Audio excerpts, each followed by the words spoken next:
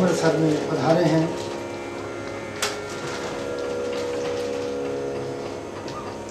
रसात्मक पदार्थ ब्रह्म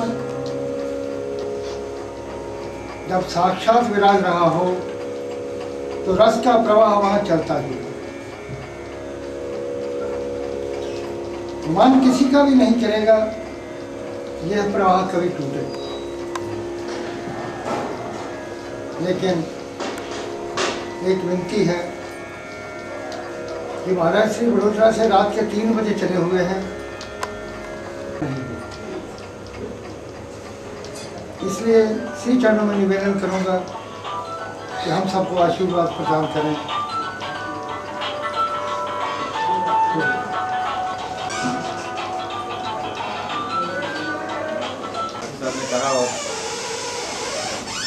सुरावली स्वर सुरावली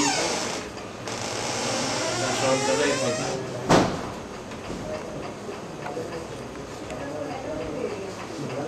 मन में नारद जी का प्रश्न आ रहा था, योगी नाम अप्यगम्य है, क्या आप योगियों के हृदय में वास करते हैं? क्या यज्ञ की आहुतियों में वास करते हैं?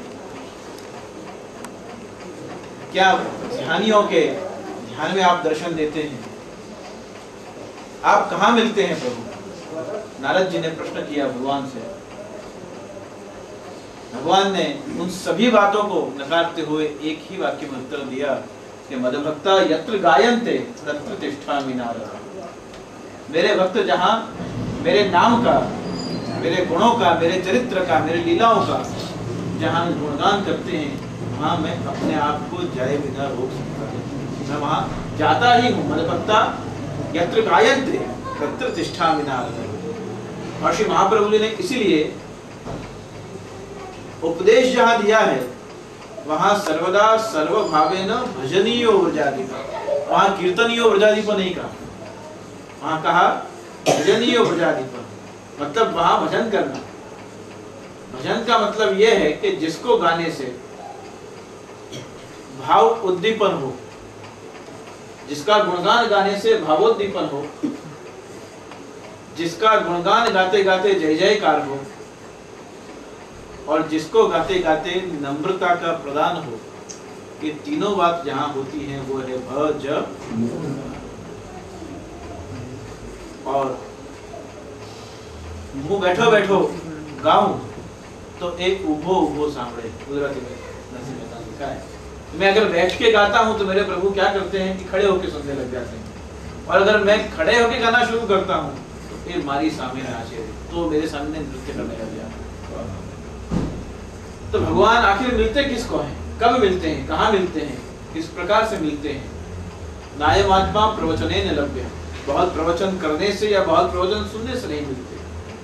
न मेधया, बहुत तर्क वितर्क करने से भी भगवान मिल जाए जरूरी नहीं है। तो भगवान आखिर किसको, कहाँ, कब, कैसे मिलते हैं?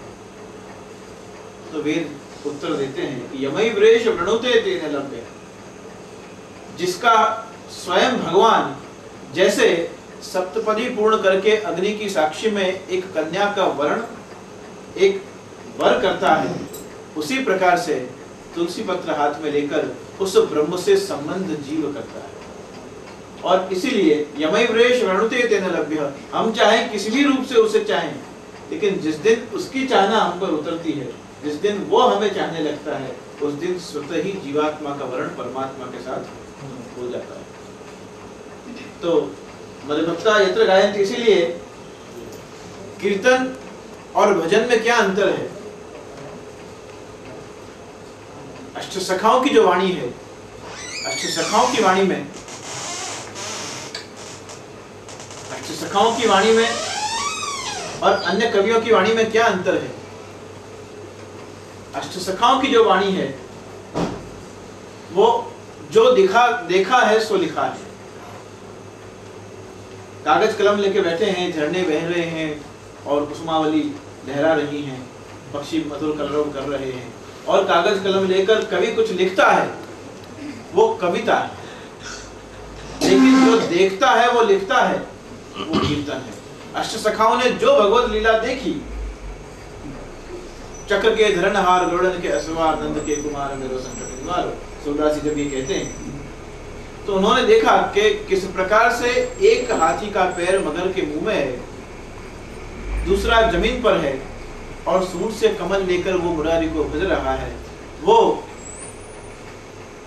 गजेंद्र मोक्ष का दर्शन सूरदास जी प्रत्यक्ष अपनी नजरों से कर रहे हैं। और सूरदास जी ने ठाकुर जी से विनती की कि आप तो चक्र के धरणहार हो, गरुड़ पे सवारी करने वाले हो, और आप नंद के कुमार मेरो संकट निवारो, तो मेरे इस प्रकार के संकट को आप निवारण करें। तो जो देखा सो लिखा, दधि के पलटे दुलरी देनी सो जसोमती खबर भई, कंचन मोल भई ग्वालिन कंचन मोल भई। दान के पदों में आता है। तो दधि के पलटे दुलरी देनी, कल्पना करते तो ये दर्शन नहीं होता, लेकिन प्रत्यक्ष दर्शन हो रहा है। रास में नाचत लाल बिहारी, केदार में आपने पद गाया था, मेरे मन में रास का पद स्मरण हो रहा था कि पूरी पूर्णमासी पूर्यो है शरद को चंदा, और पूरो है मुरली सुर केदारो, नृत्य कला सुन पूर्ण भामिनी। तो कौन सा राग उस वेणु में आपने उस दिन बजाया है, कब? शरद की रात्रि को। वो सूरदास जी स्वयं दर्शन कर रहे हैं। तो इस प्रकार से जो प्रत्यक्ष देखा गया, जो लीला का अनुभव हुआ, जो दर्शन किया, उसको लिखा, वो कीर्तन है। और जिस भावना का चिंतन हुआ और लिखा गया, उसका नाम भजन है। कीर्तन, इसको हम उल्टा लिख दें तो होता है नर्तकी। कीर्तन नर्तकी। तो जिसके पद को, जिनकी लीला को, जिनके स्वरूप को, चरित्र को गाते गाते हमारा मन जो है वो नाचने लग जाए, तब वो भाव की पराकाष्ठा होती है। मैथिली शरण गुप्त लिखते हैं कि उन्होंने शास्त्रों का उदाहरण दिया कि भाई सतयुग में यज्ञ करने से, त्रेता में दान करने से, द्वापर में सत्याचरण करने से, और कलयुग में भगवान का भजन करने से भगवान की प्राप्ति होती है।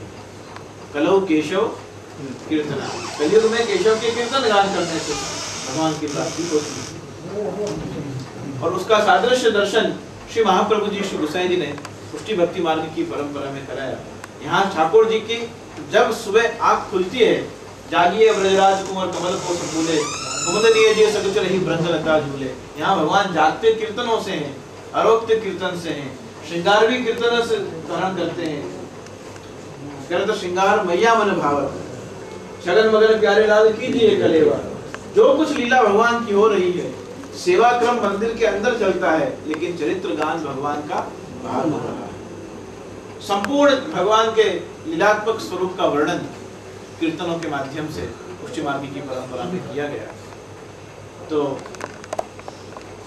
कलौ केशव कीर्तनाथ की पंक्ति को श्री महाप्रभु जी ने भी इतना ही मैथिली शरण लिखते हैं कि इस जहां में अगर गीत न होता तो यहाँ कभी कोई किसी का मीत न होता। भौतिक प्रेम का इजहार भी प्रेमी अपने प्रियतमा से गीत के माध्यम से करता है, और वो अपनी सौंदर्य की, अपनी विशेषताओं की, अपनी कलाओं की विशेषता सुनकर वो प्रफुल्लित हो जाती है। तो जीवात्मा अगर परमात्मा के स्वरूप का वर्णन करे, उनके रूप का गुणगान हो, उनके लीलाओं का गुणगान हो, तो जीवात्मा की कही हुई बात, जैसे बालक कुछ बोलता है और किसी को संतोष प्राप्त हो के ना हो, माँ का हृदय तो गदगदित होता है। ऐसे हम जो गाएं, सुर में हो, बेसुर में हो, लयबद्ध हो, छंदबद्ध हो ना हो, लेकिन अगर प्रभु को केंद्र में रख के गाया जाए तो प्रभु हमेशा उसका स्वीकार करते ही है, क्योंकि प्रभु का